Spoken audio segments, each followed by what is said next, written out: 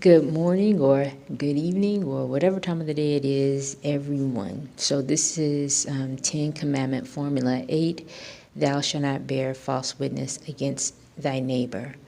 So to bear false witness is to speak lies about something you know the truth about, but choose for whatever reason to not say it, but instead to speak something else. So to be clear, about what you think about, as your thoughts can become actions and your actions can become habits. And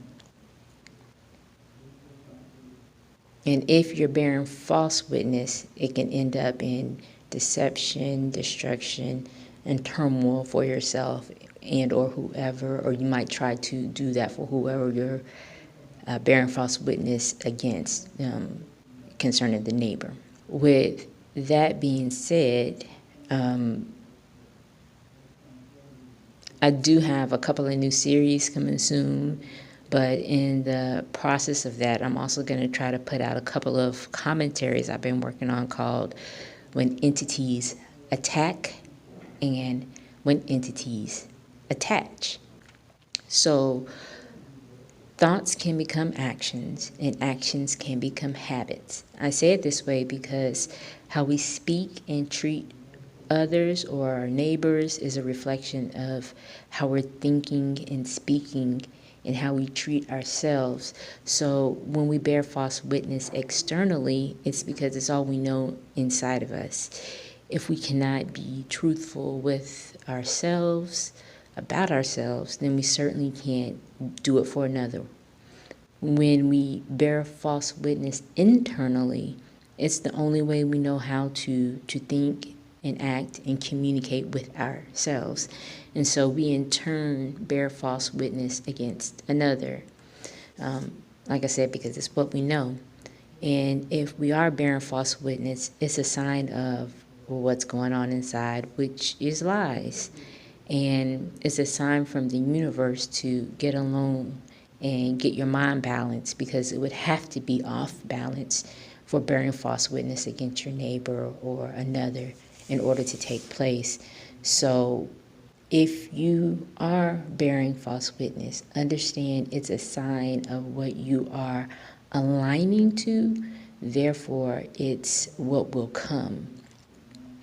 So if I could want anything for everyone to understand, it would be that the 10 Commandments and 10 Commandment Formulas are not about judging and limiting people, but it's to help set people free from judgment and limitations.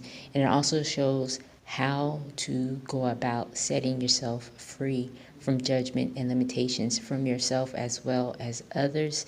And this is one of the concerns I have with religion, because what I've seen is that it tries to show things in from a perspective of limitation, as opposed to explaining how these are the steps and the reasons or the way to manifest your true heart's desire, as opposed to illusions of unaligned ego or illusions that are in the matrix.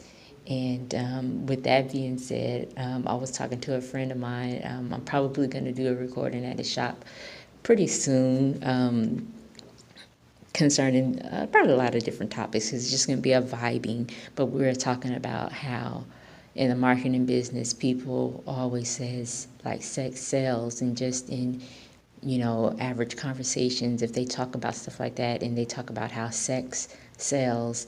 And if you heard the last commentary, and maybe the last two commentaries, I don't know, about the 10 Commandment Formulas, and we're talking about spells, they're actually talking about sex spells.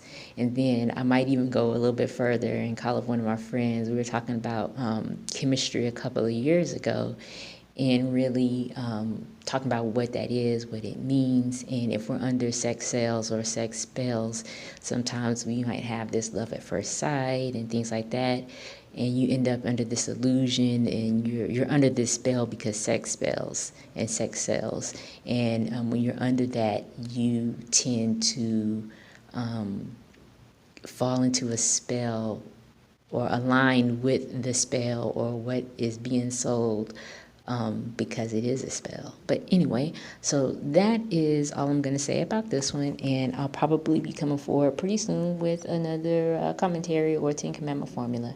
Have a great day.